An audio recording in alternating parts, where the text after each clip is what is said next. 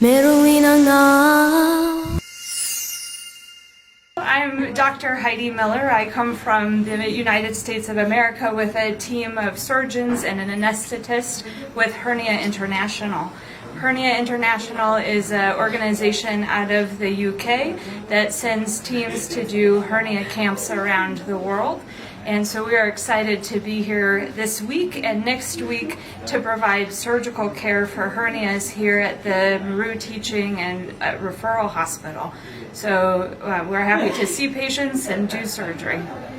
Kwa leo tumefurahi kuwa na wageni kutoka Hernia International, na hawa ni madaktari wa upasuaji na madaktari wa kupeana dawa. Ni madaktari wamekuja kutusaidia kupeana huduma ya kutengeneza shida inaitwa hernia.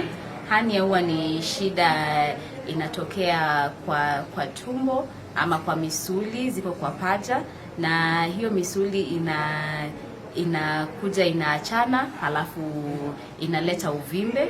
Kwa wagonjwa wowote wako kule nje na wanaweza kuwa na shida kama hii, tunafurahi kuambia kwa wiki hii mpaka wiki hii inakuja tutaweza kusaidia hawa wagonjwa kwa kuwasaidia na upasuaji kuweza kutengeneza hiyo shida.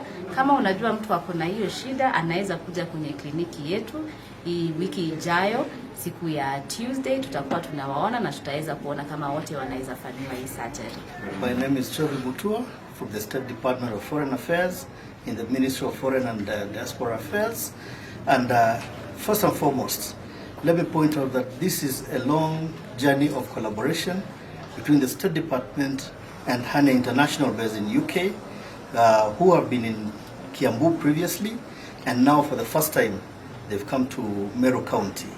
I also want to thank Dr. Moriasi and the entire staff of the Meru County and Referral Hospital for offering us wonderful facilities, of which we'll be having this outreach program.